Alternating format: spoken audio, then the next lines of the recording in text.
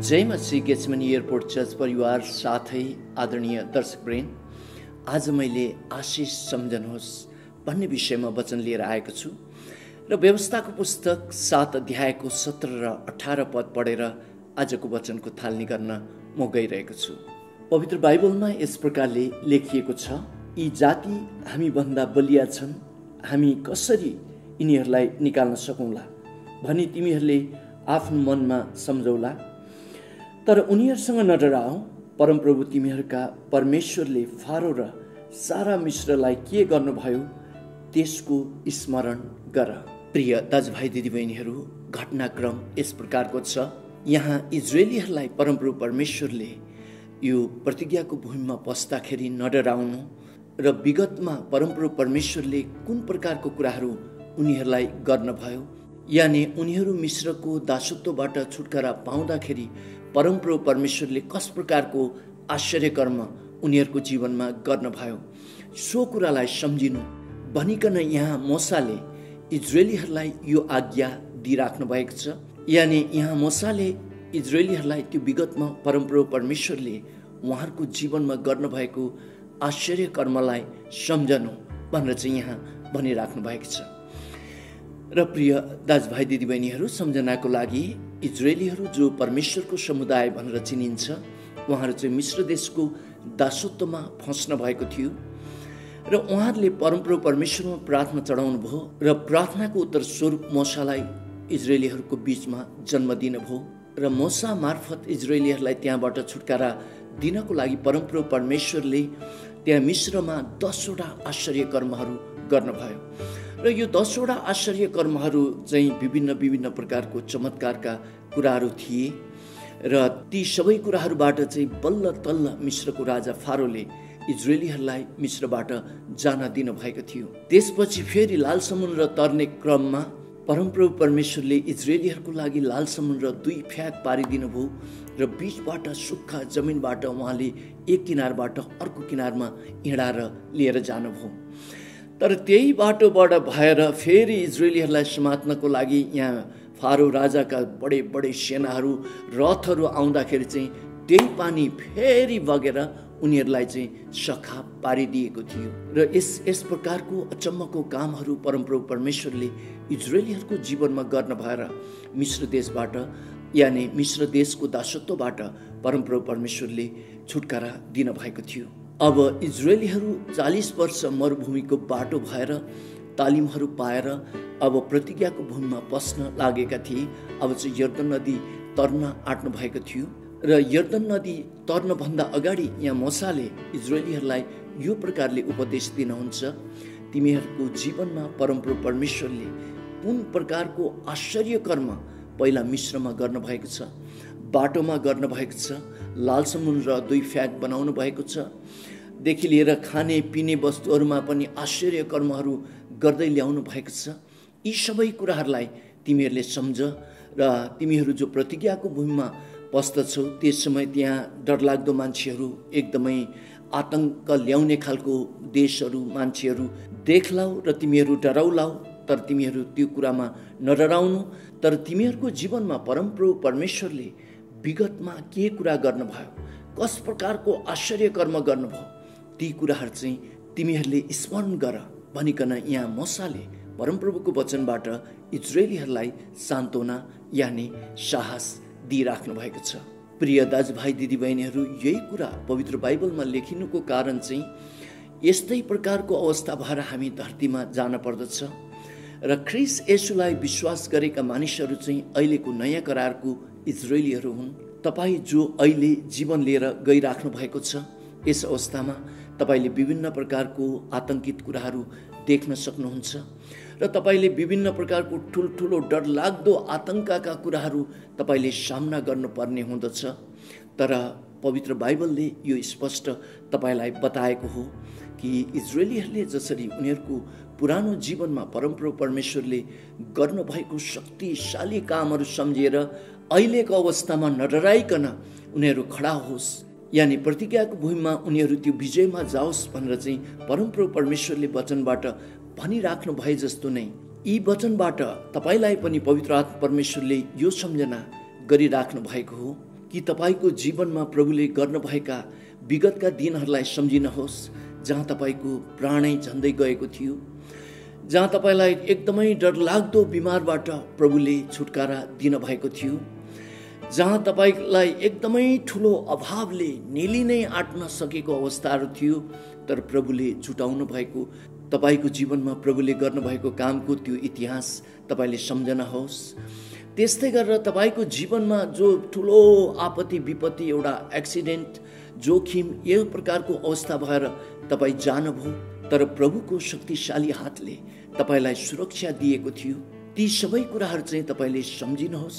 ती कुराहरू चाहिँ तपाईँको अहिले वर्तमान जीवन लिएर जाने इतिहास बनोस् र ती कुराहरू तपाईँले सम्झन भएर अहिलेको जीवन तपाईँले एक साहसी जीवन लिएर जानुहोस्, कारण प्रभु तपाईँको साथमा हुनुहुन्छ। प्रभु येशूले तपाईँलाई त्याग्न भएको छैन र प्रभु येशूले कुनै हालतमा तपाईँलाई छोड्न भएको छैन र विगतका अवस्थामा जुन प्रकारले उहाँले तपाईँलाई सुरक्षा दिनुभयो, चङ्गाई गर्नुभयो, जुटाउनुभयो, यानि खतरनाकबाट बचाउनुभयो, उहाँ परमेश्वरले त्यही प्रकारले अहिलेको जीवनमा पनि उहाँले तपाईँलाई सुरक्षा दिनुहुनेछ र सबै प्रकारको सहायता तपाईँलाई दिनुहुनेछ। र ती कुराहरूको स्मरण गर्नुहोस् भनिकन त्यो सम्झना गराउनको लागि पवित्र बाइबलमा इजरायलीहरूको इतिहास यहाँ लेखिएको हो। प्रिय दाजुभाइ दिदीबहिनीहरू, हाम्रो नेपाली भजन 304 मा जीवन अँध्यारोमा भएर जब जाँदछ, त्यस समय हामी जब अरेस खाँदछौँ र त्यस समय हामी जब आपत्ति विपत्तिमा परेर जाँदछौँ, त्यस घडी चाहिँ हामीले त्यो विगतमा प्रभुले गर्नुभएको आशिषको कुराहरूलाई सम्झनु पर्छ भनिकन यो भजनले हामीलाई सम्झाउन कोसिस गरेको छ। र आशिष गर्न छक्कै पर्नेछौ, प्रभुले तिमीलाई कति दिन भयो भनेर पनि त्यहाँ लेखिएको छ। र प्रिय दाजुभाइ दिदीबहिनीहरू, यो चाहिँ प्रभुको इच्छा हो। उहाँले विगतमा जुन काम तपाईँको जीवनमा गर्नुभयो, त्यो कामलाई चाहिँ हामीले स्मरण गर्नुपर्छ। र जब त्यो कामलाई तपाईँ र मैले स्मरण गर्दछौँ, तब हामीमा फेरि साहस आउँछ, हाम्रो विश्वास फेरि खडा हुन सुरु गर्दछ। प्रिय दाजुभाइ दिदीबहिनीहरू, र मलाई एकपटकको घटना याद आउँदछ। म एउटा बडो विकट घटनाबाट भएर, आपत्ति विपत्तिबाट भएर गइरहेको थिएँ। मसँगै अमेरिकामा बाइबल कलेज पढ्नुहुने एकजना साथी नेपाल टुर गरिराख्नु भएको अवस्था थियो र त्यो घटना सम्बन्धी प्रार्थनामा हामीले सेयर गर्ने, एक दोस्रोलाई सेयर गर्ने कोसिस गऱ्यौँ र मैले उहाँ साथीलाई मेरो प्रार्थनाको अनुरोध उहाँलाई बताएँ। उहाँले पनि आफ्नो अनुरोध बताउनु भयो। तर जब मेरो त्यो अवस्था भएर गइरहेको घटना उहाँले सुन्नुभयो, उहाँले मेरो आँखातिर हेरेर उहाँले भन्नुभयो, पास्टर टेक, तपाईँको जीवनमा विगतमा प्रभुले गर्नुभएको कामहरू मैले धेरै सुनेको छु। आपत्ति विपत्तिबाट जोगाउनु भएको अवस्था पनि मैले सुनेको छु र तपाईँ एकपटक गोमन साँपको आम्ने सामने भएर गोमन साँपसँग तपाईँ जुधेर पनि जानुभयो। त्यस्तो अवस्थामा पनि कसरी प्रभुले तपाईँलाई बचाउनु भयो भनेर पनि त्यो पनि मैले तपाईँको किताबबाट पढेको छु। त्यसले गर्दाखेरि जो परमेश्वरले त्यो गोमनको मुखबाट बचाउनु भयो, वहीँ परमेश्वरले तपाईँलाई अहिलेको सङ्कष्टबाट बचाउनुहुनेछ। त्यो कुरालाई तपाईँले स्मरण गर्नुहोस् भनेर चाहिँ उहाँले मलाई ती कुराहरू सम्झाउनु भयो। मलाई बडो त्यस समय ती कुराहरू सुन्दाखेरि म भित्र धेरै प्रेरणाहरू पनि जाग्यो। प्रिय दाजुभाइ दिदीबहिनीहरू, र पवित्र बाइबलले हामीलाई यो स्पष्ट गरेको छ, प्रभु येशूले जे कुराहरू हाम्रो विगतको दिनमा हामीलाई बचाउनको लागि, हामीलाई सुरक्षा दिनको लागि, हामीलाई जुटाउनको लागि र हाम्रो आपत्ति विपत्तिबाट उहाँले आफ्नो हत्केलाबाट हामीलाई बाहिर निकाल्नु भएको अवस्थालाई जब हामी सम्झँदछौँ, त्यस अवस्थामा दुष्ट आत्माले ल्याएको आतङ्कहरू, डरहरू चाहिँ तल भएर गएको हुँदछ। र यहाँ मूसाले इजरायलीहरूलाई यही भनिराख्नु भएको छ, तिमीहरू आतङ्कित नहो, नडराओ, तिमीहरूले परमेश्वरको हात मिश्रमा देखेका छौ, तिमीहरूले परमेश्वरको हात लाल समुद्र तर्दाखेरि देखेका छौ, तिमीहरूले परमेश्वरको हात यो मरुभूमिमा भएर जाँदा तिमीहरूले देखेका छौ। वहीँ परमेश्वरले तिमीहरूलाई प्रतिज्ञाको भूमिमा पनि बचाउनुहुनेछ, वास्ता गर्नुहुनेछ, सुरक्षा दिनुहुनेछ र तिमीहरू आतङ्कित नहो भनिकन यहाँ मूसाले व्यवस्थाको पुस्तक 7 अध्यायको यस खण्डमा इजरायलीहरूलाई भन्दै गर्नुभएको हो। प्रिय दाजुभाइ दिदीबहिनीहरू, मैले यही घटनासँग मिल्ने एउटा गवाई एकजना परमेश्वरको दासको सुनेको थिएँ। उहाँको घर धनकुटातिर रहेछ र यो चाहिँ धेरै वर्ष अगाडिको करिब पञ्चायतकालको समयको कुराहरू रहेछ। र उहाँको साथी जापानको टोकियोमा गएर काम गरिराख्नु भएको रहेछ र उहाँले पनि साथीलाई भन्नुभएछ कि म पनि जापानमा आएर काम गर्न चाहन्छु भनेर चाहिँ उहाँले भन्नुभएको रहेछ।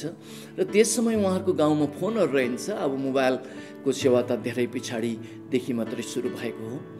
त्यसले गर्दाखेरि उहाँहरूको कम्युनिकेसन यानि सञ्चारको विषय चाहिँ पत्र मात्रै रहेछ। उहाँको साथीले निमन्त्रणा पत्र पठाउनु भएछ र पत्रमा उहाँको ठेगाना पनि दिनुभएछ र यी सबै कुराहरू भएछ।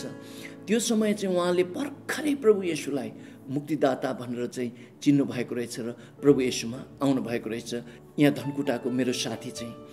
र त्यस अवस्थामा उहाँ काठमाडौँ आउनु भएछ, भिजा बनाउनु भएछ र काठमाडौँबाट टोकियो उड्नु भएछ, जापानको राजधानी। र उहाँ टोकियोमा पुग्न भएपछि ट्याक्सी लिएर चाहिँ उहाँले त्यो ठेगाना ट्याक्सी ड्राइभरलाई देखाउनु भएछ र त्यही ठेगाना अनुसार त्यो ठाउँ खोज्दै खोज्दै गएको त साथी त त्यहाँबाट सरेको 1.5 महिना भइसकेको रहेछ। अब पहिला पत्र आइपुग्नु पनि टाइम लाग्थ्यो, पत्र पुग्नु पनि टाइम लाग्थ्यो। अनि जब उहाँले त्यो कुराहरू थाहा पाउनुभयो, अब अहिले जापानको टोकियो सहरमा 1 करोडभन्दा पनि ज्यादा मानिसहरूको बसोबास छ। अब त्यत्रो ठुलो सहरमा उहाँ कहाँ सर्नुभयो उहाँलाई कुनै थाहै भएन। उहाँलाई बडो दुःख मनमा लागेछ। उहाँ त्यो ठाउँमा ट्याक्सी छोडिसक्नु भएको रहेछ र त्यहाँबाट केही टाढो हिँडेर जानुभएछ र त्यहाँ एउटा पार्क जस्तो रहेछ।